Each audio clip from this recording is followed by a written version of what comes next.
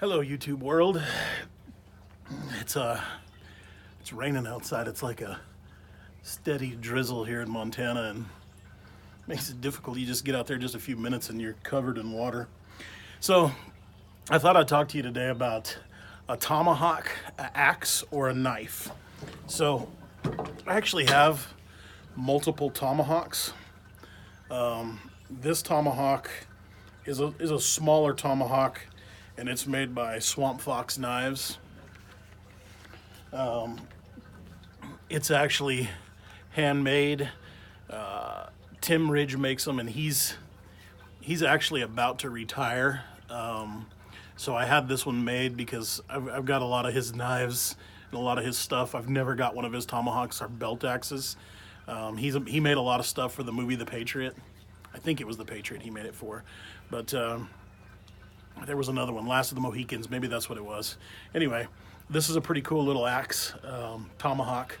Kind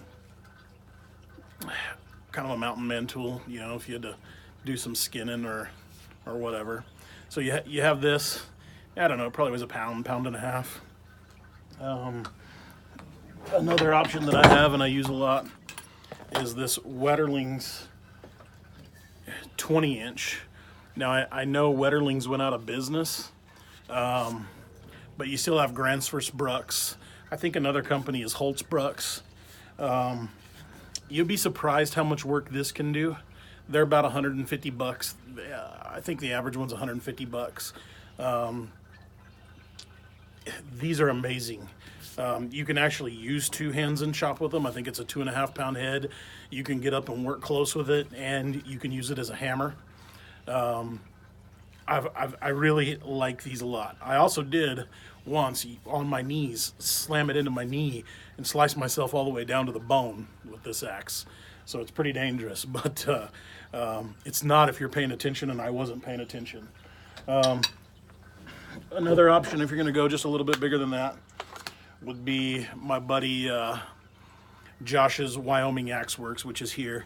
And I don't know if you can see this, it's a Collins axe. It's a Union Kelly Works. I thought it was a Collins. Union Kelly Works. And then it's got this old Forest King handle on it. So this is like a 1920s or 30s head, he told me. And then this is like a 1940s handle. It was brand new. Then he wrapped it so that you can't hit it. And I already hit it a few times trying to split some wood with it. And then he's got a custom, really nice sheath head. This is probably more like an all-around axe. It's a little heavier. Give you an example of the heads. So it's just a little heavier, but it does have a longer handle by like 6 inches, I think.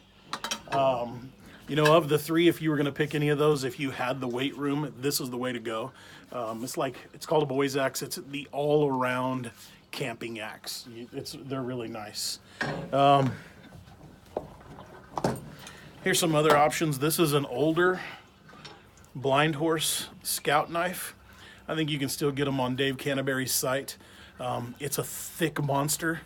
I think it's like 5.25 inches or something. It's a thick monster. You know, I don't know if you know anything about bushcrafted knives, but they always say, you know, 5 inches for a survival knife, 4 inches for a bushcrafter's knife, but 4 inches is usually like the size of your hand. And when you're working with stuff, it like works with your hand-eye coordination to have that 4-inch knife. So I'm a fan of the 4-inch knife. This one's a little longer, but I'm just a little update on the 4-inch knife. This was a Jeff White. It's a little thinner than that one.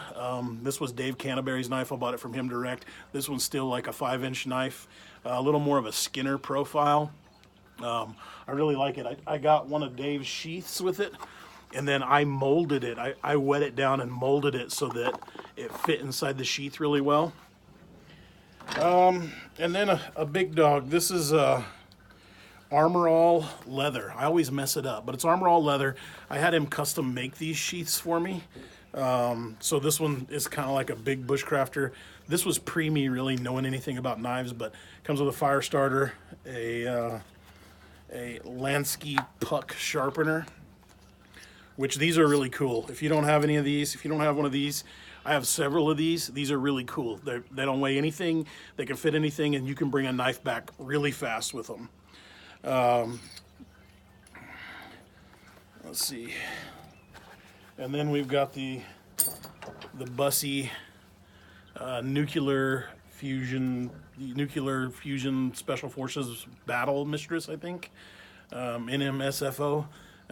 We put this on here so that you can hold your hand back here and chop with it and not lose it, right? Anyway, this is a beast of a knife. I don't know if you guys ever remember them old knife test movies. Dudes couldn't break this. I mean, they would hit chains with it, punch it through car doors. You couldn't break it. It's a convex edge, so you got to sharpen them backwards. I don't like that. That I don't like. Anyway, so you know, if you had one to pick from for processing wood, surviving in the woods, the wild, you know, you say, hey, what do you pick? What do you do? Well, I can tell you, after spending, I don't know, 10 years chopping wood, you know, using this stuff, especially the Scout knife. After spending 10 years doing this, I think I've owned this for 8 years. I've used this axe when my brother used one that was like a Fisker's axe from Lowe's, and we were out getting firewood for the camp one time. I could cut 3 times faster than him with this, and he had a big full-size Fisker's axe. I can bring this back from totally dull to totally sharp in exactly 8 minutes with that little Lansky. I have a Lansky puck too, but I can use that diamond rod and bring this back to shaving sharp in 8 minutes. And you can really do a lot of work with this. I have the Dave Canterbury Long Hunter made by Tomahawks as well, and I have two competition throwing hawks because I kind of got into the competition throwing for a while, knives and hawks, and I really enjoyed it. It's fun. You should practice it. I will tell you, if you think that you're going to throw a hawk for like self-defense or something, if you ever search back to any of the people, the mountain men, the West, the cowboys, anybody that ever carried a tomahawk, they never threw it. It wasn't a throwing tool for them. It was a fighting tool, and it was a last resort. Knife in one hand, hawk in the other. And the reason why is because you get this extension. So if you're fighting them, it's kind of like if you're throwing a punch, right? You don't throw a monkey punch, you throw a straightforward punch. With this, it gives you that straightforward, they can't see it, and it hits them, right? So they never did throw their hawk, except when they were doing competition stuff, playing with each other. So I said all that to say this. The least amount of calories that you can burn and get the most amount of work out of would be to use a knife to baton your wood. Just, you know, if you don't know what batoning is, maybe we'll do something on a fire. But, you know, hold your knife like this, take a piece of wood, beat it through, keep beating it through. That will let you get the smallest pieces of kindling that you can possibly break and get to the inside of the wood the best. You can do it with this really well. I'll tell you, this is what I had a log, and I hit the log, and then you know how the log gets stuck. I pick it up and I hit it, and when I did, it came off and it hit me in the knee. And you know, had I been in the woods, I was making s'mores for the girls, so we were making a campfire for s'mores. Had I been in the woods, that would have been a bad mistake. So it gave me a new healthy respect for axes. But anyway, so and you know, obviously the larger you go, the harder the kindling is to make. But you can still do it. You can hold it up here, chop, and try to make them, or you know, so. What do I pick? What do I do? Here's what I do. I carry this Scout knife, and I would totally be good with this Jeff White knife. Either one wouldn't matter to me. I carry this because this is too heavy. I've got a couple of these Bussy knives, and they're tough and they're mean. And I highly recommend them. If you don't have a Bussy, I have a Bussy Boss Jack too. I love Bussy knives. Bussy Basic 4, I have one. I love it. But I carry this because it's carbon steel. Like I said, I can take this and bring it back totally sharp in 8 minutes. And then I carry this, my Wetterlings. And so the combination of both of these and a Baco saw, is worth a little bit extra weight to me, but the amount of firewood that I can process with this versus a Tomahawk for maybe a half a pound more is it's absolutely worth it. It takes the Tomahawk totally out of the game for me, especially when you really did understand that mountain men of old, they did not throw their hawks. And so, you know, if you throw your hawk, you have to be, if you ever get into competition throwing, it's not like the movies. You've got to get an exact amount of paces away each time to throw your hawk or to throw your knife.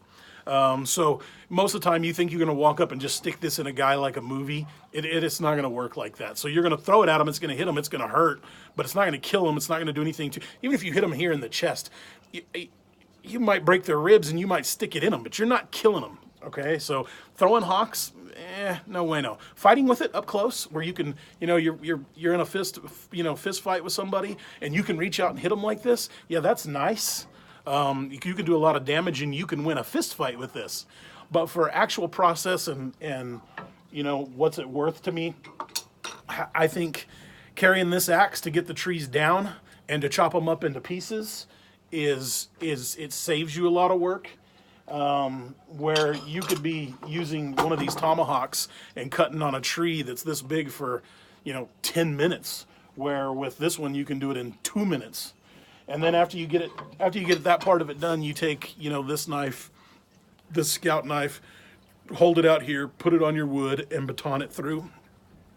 So anyway, those are a lot of options to think about. You know, if I had a better way to carry stuff, or I was carrying lighter, or I had a specific job, I would take the boy's axe over the Wetterling's axe because it's just a little heavier and a little longer, but it allows you to get a lot more work done, and then you can still go back afterwards after you split it.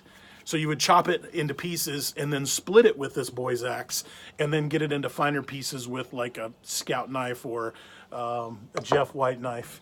And, you know, we might do some of that. But so, you know, weight constraints matter. What it is that you're trying to do and accomplish matter. But that's my 2 cents on it. I like to carry the 20-inch axe with the 2.5 pound head, Granfors Brooks, Holtz Brooks. I think Council Tool, although I don't know how good Council Tool is. Maybe I'll see if I can get one and we can look at them together. I really like that option for a general backpack, a bug out, a without rule of law. That's a pretty big deal.